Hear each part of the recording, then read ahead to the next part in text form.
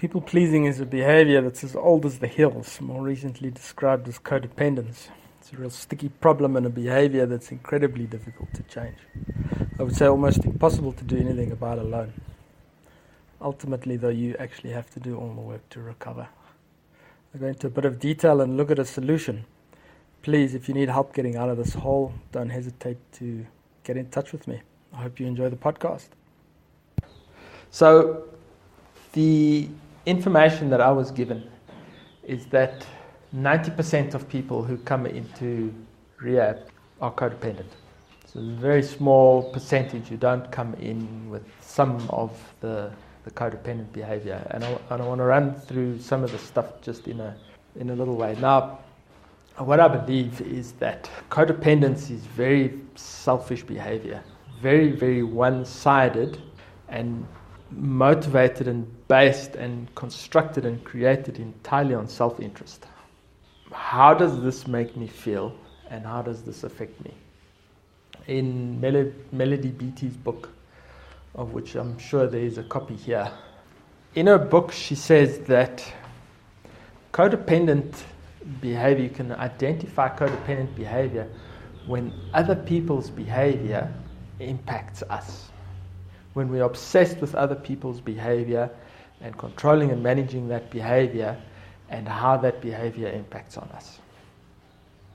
Now, another word for codependent behavior is people-pleasing. And that will be complying and going along with things even when we don't want to. Even when it goes against our interests, we will comply with situations and with people, and we'll do things and we'll inconvenience ourselves. So just a silly random example would be if one of my friends had to move and he would phone me on Saturday morning and say, come and help me move.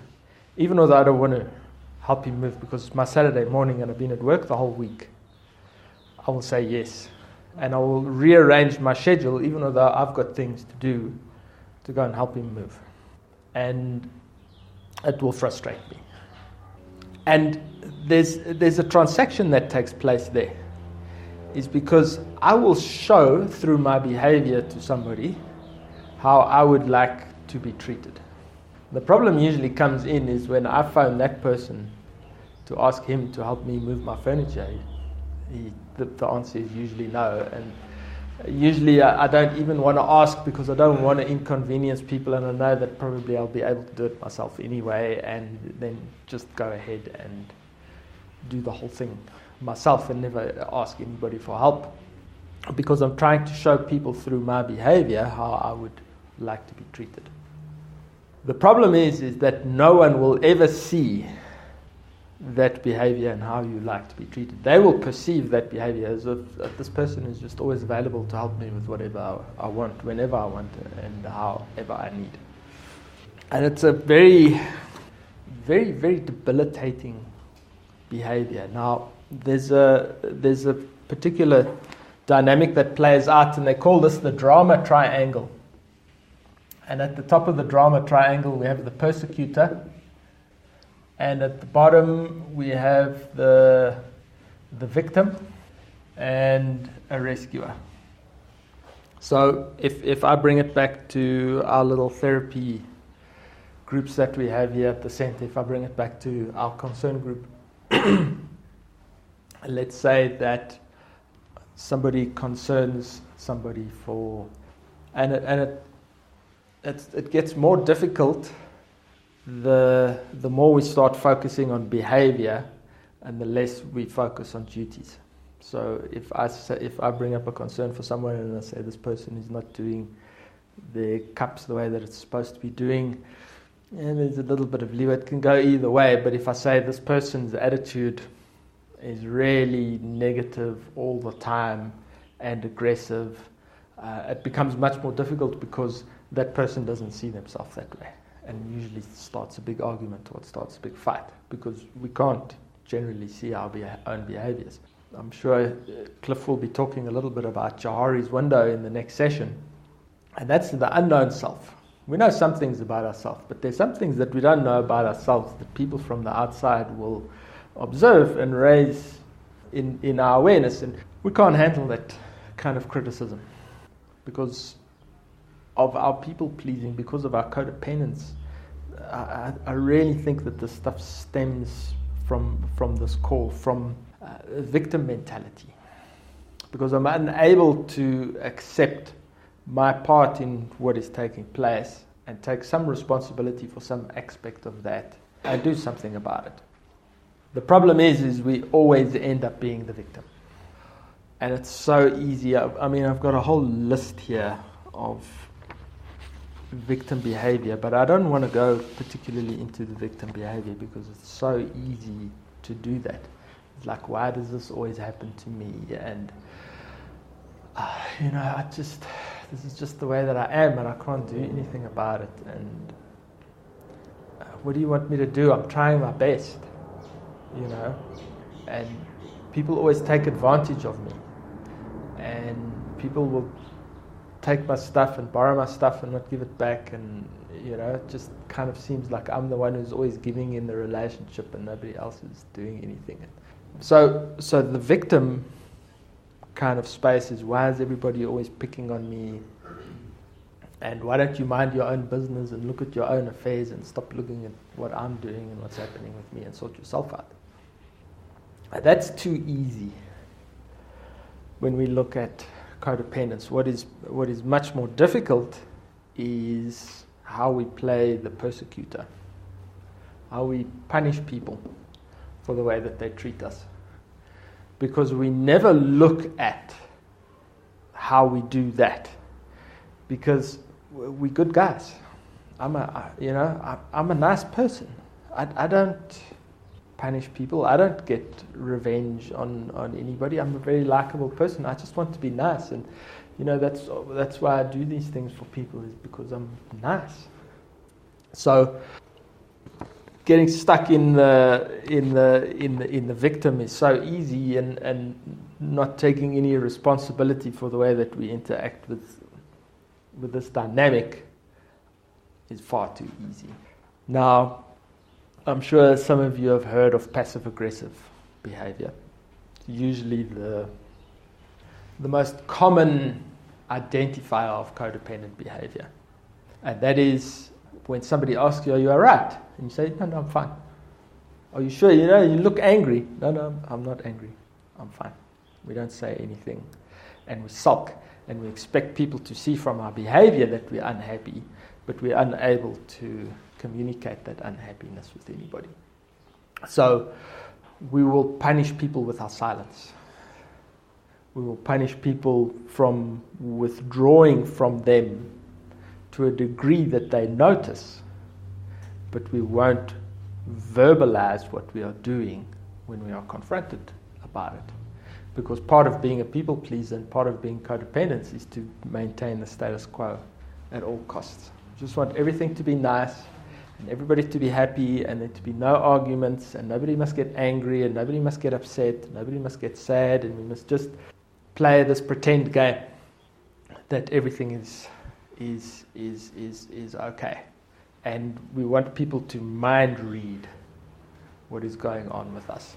Another way that we punish people now there are various levels of, obviously, as much as there are different people in this world, there are people who behave differently in different circumstances. And another way would be to make people feel stupid and to make people feel small. So a sarcastic comment, you should know, you're too stupid to understand what is going on here. Just to belittle the person.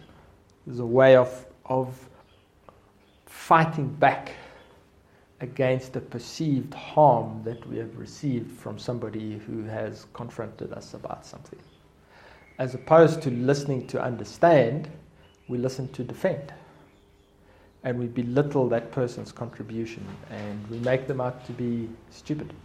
Maybe a bit cheeky to say, but in days gone by with my grandparents, when I would look at sometimes how my grandfather would talk to my grandmother, that she didn't know how to balance her checkbook. because he did all of that. So there was that kind of dynamic was in play there. Using a guilt trip. Yeah, using a guilt trip. It's your fault that I'm like this. If you weren't an alcoholic or an addict, I wouldn't be in this situation. If you had just bailed me out, then none of this would be happening. It's all your fault. All you had to do was just this one little thing. You just had to borrow me $500 so that I could get my computer back from the pawn shop, and you didn't. Now look what you've done. All you needed to do was keep your mouth shut. That's all you needed to do, was just to keep your mouth shut. But now, because you've got such a big mouth, all of this has happened. That's playing a guilt trip and putting the responsibility on the other person. Not accepting. And it's punishing that person for their perceived attack on us. And then the expectation is when we look at the rescuer is if that person is codependent enough, they will comply with that behavior. They will accept that responsibility to keep the peace. They won't stand up, because codependent people are usually in codependent relationships with each other. Always takes two to tango. Kind of seems the north and the south of the magnet are always going to attract each other. You will always get two codependent people that engage in codependent behavior and blame each other for all the problems that are going wrong in any kind of relation. Instead of accepting any responsibility, all you have to do is accept responsibility for your part. Blackmail. Blackmail is another way that we punish people. Okay, you want to do this, right? Just wait. Just wait. The wheel turns. It's coming around. Your turn will come. Don't worry. Don't worry. It's coming. It's emotional blackmail, whatever kind of blackmail you're talking about. Another one is, you owe me. I've done so much for you. How could you do this for me? How could you do this to me? That's why one of the reasons why we don't allow any lending or borrowing here in the treatment center, because it does away with so much of this stuff, because people will buy a favor and they will carry favor and they will keep everybody sweet in the hope that they won't be singled out for any kind of special treatment. You owe me. I've bought you the whole time you've been here. I bought you cigarettes the whole time you've been here, and now you burn me. Why would you, But it's fine. Don't worry, it's fine. It's okay. Typical codependent interaction. Sulk. Go into a huge big sulk. One of the things that we do in concern group is we as counselors and staff, we don't plan our engagements in concern group. And the reason for that is we want the process to unfold naturally. But it could be quite easy to sit and plan how we're going to take somebody out. And I've seen it previously in the treatment center, where you have kind of factions. There's a thing they call dyads and triads. So you will have two people who have an exclusive relationship, which is also why we're always very wary of that. And they will collude with each other against the group to create a barrier. So if you get me, don't worry, we're coming after you. So or three people, and then they will never concern each other, and it's always they'll go and sit together and talk, and nobody knows what's going on and what they're talking about, and they will never concern each other. They will never hold each other accountable. But it's also quite a double-edged sword, because there's a lot of potential really to help that person. Because if you really know that person, and you know that person well, and you also are friends with that person, but you're also able to hold that person accountable, there's a lot of change and a lot of growth that can happen. And I've seen that happen. And it's nice if it works nicely. It can be very helpful. Then violence, obviously, is a way that we punish people. If you're going to do this to me, this is what's going to happen. And if you hadn't done this, none of this would have happened. It's all your fault. And self-harm. I will harm myself to punish you. Look what you made me do. You made me cut myself. You made me harm myself because of the way that you spoke to me, because of the way that you were holding me accountable for my behavior. You left me no other alternative. You left me no other choice than to do this, because this is the only way that I know how to cope with you. So these are the tricks, and these are the mental games and the mental justifications that we use to not accept responsibility, to put the responsibility outside of ourselves, to blame somebody else for our behaviors, and to blame somebody else for the way that we feel, for upsetting us. Where the whole purpose of, man, it's so fundamental to 12-step recovery, looking at ourselves and identifying our defects of character and then making that right. Now, obviously, that's not a new idea.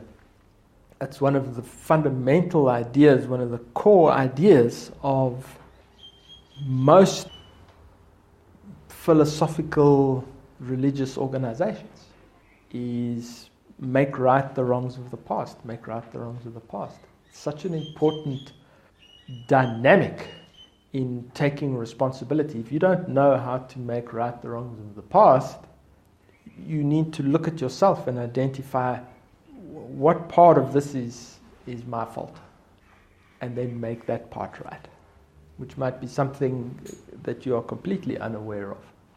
So I want to look a little bit at the victim as well. But before we go into the victim, I just want to run over just a couple of codependent behaviors that you can see if these are things that you maybe identify with. So, not being able to be financially self-supporting. So almost trapped in the home environment. I can't sustain my life, or I can't manage without the contribution of my family being there, or my family helping me. Not to be mistaken with interdependence.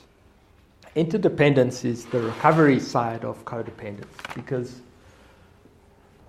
interdependence is, I love my family very much and I'm very connected to my family, but I am able to be self-supporting and I make my own decisions, and they don't have to support me, but they are there to help me. If I need help, I can go to them and I can ask them for help, which is something that I have done. So interdependence and codependence are two different sides of a coin. What we want to move towards is we want to move to an interdependence where we are able to interact with each other, but where we're not blaming and totally relying on each other. Something that I found, which is quite an interesting point, is being stuck in a job. That was always a thing for me. Is I would get in. I've always been employed. I would be in a job that I hated, but absolutely had no idea how to get out of that circumstance and get a better job, and kind of move up in the scale, or move up on the ladder. I always used to think that, if I did the right courses and if I studied the right things, so I was always doing something somewhere to try and gain more knowledge so that I could do something different. But I wouldn't leave until circumstances got so bad that I had no other alternative but to leave. So I was always, and this is very, very pertinent for me, I was always trapped in jobs that I had. It's like, I'm completely powerless to do things any different than how they are. No idea how to move. Now this one is particularly pertinent to me. Planning or rehearsing or trying to figure out how to get out of a set of circumstances. It's so relevant. It's been so relevant to me in the past. Just that there's no action that takes place. There's always just planning and strategies and putting things together and thinking about things and trying to figure things out and trying to put it all together in my mind, hoping somehow that it will all just automatically fall into place, and then I will easily be able to kind of get out of the situation or move into the situation that I wanted. So a good example of that would be starting a business. I can plan and I can strategize for years. I can. Actually doing it is something completely different. And a lot of the stuff comes down to learning responsibility and taking responsibility. It's so important, and it can only be learned through the only way that I learned to take responsibility was through the 12 steps. So the 12 steps in that journey identify various points where I need to look at myself, and then I need to make right with those things. And as I cycle through it, I go through periods, and I've learned over a period of time how to take responsibility. Being very, very careful how you word things and how you say things. Walking on eggshells, never to be confrontational, never to take too much risk, always to maintain the status quo, to maintain the balance. Now, I'm talking about this stuff in high levels, where I would go, for years, I'd never confronted anybody about anything. I had a huge tolerance for abnormal behavior of myself and of people around me, fueled by alcohol and drugs, because I was unable to confront, because I didn't want to deal with the consequences associated with that level of directness. That things could, that there would be anger, and that things would go pear-shaped, and that things would be confused, and I wouldn't know what to do. I didn't want to deal with the consequences. So a classic example of that, something that's come up in the treatment center. Go out into the halfway house, and someone is using, and not say anything. That person is in your space, and they're your friend, and they're using. And the people that you associate yourself with are, I cannot tell you how critical it is to your survival. What is wrong with expressing how you feel about that, and with honesty? What is wrong with honesty, and what is wrong with the truth? But we want to keep that status quo, and we want to keep that equilibrium, and we want to keep that balance. And then we blame the whole organization for being a failure, where the responsibility was ours. Even although you don't know that the responsibility is yours and what the consequences will be. You will experience the consequences. That's why it's always a good idea to find out and to know exactly what the hell is going on and how this is going to impact you, so that you don't suffer more stupidly than is necessary. You've heard me say this many times before. Changing your behavior around people.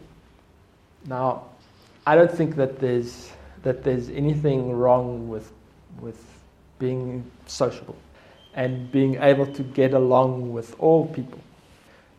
All different groups of people.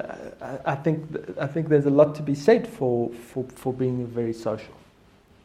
I'm talking again about the dramatic differences. The dramatic ways that we change our behavior, again, to maintain the balance and to maintain the status quo. Ultimately, I believe the most important thing, the thing that we strive for, so that the high ideal, which is not always attainable, but the high ideal is congruence.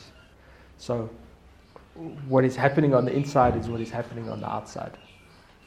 So a problem comes in with that is, if I'm not being congruent, people will pick up on it, which is fine. That's the way that it is. This is what I'm striving towards, because I believe that this is where wholeness lies and where true self lies. And if I'm this enigma that nobody can read and that nobody can understand, that I'm hiding, it leads to isolation. It leads to separation, because there's no truth. Control is a huge one, and we talk a lot about control in the treatment center.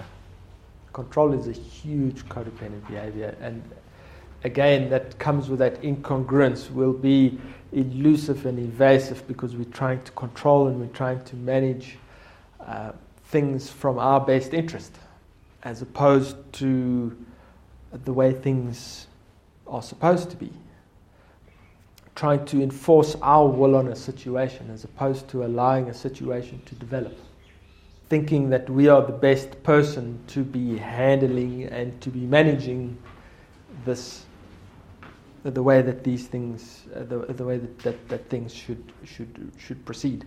And again, if you look at what the core premise of our recovery is about, our recovery is dependent on how we address our selfishness, because the situations that we find ourselves in are based on selfishness. The idea is to minimize our selfishness as much as we possibly can. So if I'm controlling situations and if I'm managing traffic and if I'm directing the way that things are supposed to be, who's to say that I'm doing it for the best interests of everybody? You know, if I'm high in codependency, then I'm managing and I'm controlling things for my interest and for what I want and the way that I think that things should be. And if you're drowning yourself in liters of alcohol and kilograms of drugs, you know. The last one here, unable to feel vulnerable, denying own pain and weakness. Like I said, a very, very high tolerance for abnormal behavior, where I would accept things and consequences on myself and on other people to maintain some kind of insane idea that everything should just be fine all the time, that there shouldn't be ups and there shouldn't be downs, and it is hard. So our bodies, our biology, life wants to maintain homeostasis. Homeostasis is that level of comfort and ease where everything is taken care of. Our bodies biology wants to maintain homeostasis. So if we go into an extreme in either direction, positive or negative, there will always be that return to homeostasis. So if we get too cold, we'll want something warm to wear. If we get too hungry, we want something to eat. So if we're looking at this particularly from the perspective of codependence, is we want to try and keep everything okay. But it's not realistic, because we have to be able to deal with the positive and the negative equally. It will return to a balance, but we need to be able to flow with it. All right, let's look at the victim a little bit. So we've gone over quite a bit of this stuff anyways in the information that we've spoken about, but I'll run through some of these things. Anyway, blaming our circumstances for the situation that we are in. If things weren't this way, I wouldn't need to be doing what it is that I'm doing. You know, so when I was trapped in a job, I would say, you know, this job just doesn't allow me any opportunity to do anything else, which is a total fabrication. That's not true, because I remember spending hours doing nothing, you know, and still not doing anything about my circumstances. It must be the people in my life that are holding me back, that are keeping me prisoner. You know, just give me the money and leave me alone. Feeling sorry for ourselves, I think that's almost a byproduct of being a victim. You know, of having a set of life circumstances that you find yourself stuck in, that you are absolutely unable to change because you have absolutely no clue how to feel sorry for yourself. And then again, to come up with the excuses like, it must be this work environment, And when anybody tries to confront us or hold us accountable, we deny what is taking place. So we easily play both sides of the coin. The passive-aggressive behavior, sulking, punishing people with our silence, with a storm cloud over our head. That was always a favorite for me. I was never a person who resorted to violence, but passive-aggressive, absolutely. This one it's a little bit of a persecutor and a victim one, with people who have children, where they use the children as a, if I didn't have the children, then I would be able to do things differently because I have the kids, and you need to do this for me because these are your children. So kind of using children as leverage to get what we want in a situation. This is something that I've been caught by on numerous occasions, often. And I hate to say it's usually you girls who are very good at it. And that is playing dumb. I'll never forget, there was this girl, and she had it down to an art, an absolute art. She would just sit there and say, I don't know. I don't know what to do. What must I do? So I don't know what to do. You do it for me. Tell me what I must do. If you tell me what I must do, then I'll do it. And then play that game, but actually only just saying that and doing whatever the hell we want in the background. Because that's how I used to play this game. I used to get into a tremendous amount of trouble, a serious amount of trouble. And I would be so apologetic and polite and respectful and get arrested by the police. And yes, officer, no, officer. I promise you, officer. And then as soon as I was out of sight, it was like, fuck you. In the headmaster's office, wherever I was experiencing consequences, I would go into such a humble, and yes sir, I won't do it again, so I promise you. And as soon as I get away with it, man, oh man, I would just do whatever the hell I wanted to. I say, and I firmly believe this, 100% believe this, that the best weapon that an addict has, that they don't even know that they have, is to create doubt. I've seen it 100 times. The minute we can get the person who is trying to hold us accountable for something that we've done to begin to question themselves about what they're doing, we've won. We've won the argument. So on a small technicality, we'll go for this. Why are you laughing? The small technicality. We just need to create that little bit of doubt where the person is and we get away with it. So we don't want to be playing this game. We don't want to be the victim. We don't want to be the person who's getting revenge. And we don't want to be the person who's bailing everybody out and saying, you know what, it's okay. Do what you like. You can speak like that and make those kind of jokes and be that kind of sick person. It's your life. It's got nothing to do with me. Rescue. Giving money. So we want to get off this triangle. What you're asking is, to rephrase, is how do I know when someone is trying to manipulate me? Taken me a long time to become aware of these games that people play. I'm vigilant. I'm in it. I work with experts who are experts at playing dumb, at playing this game. And what were we talking about? Yeah, sowing doubt.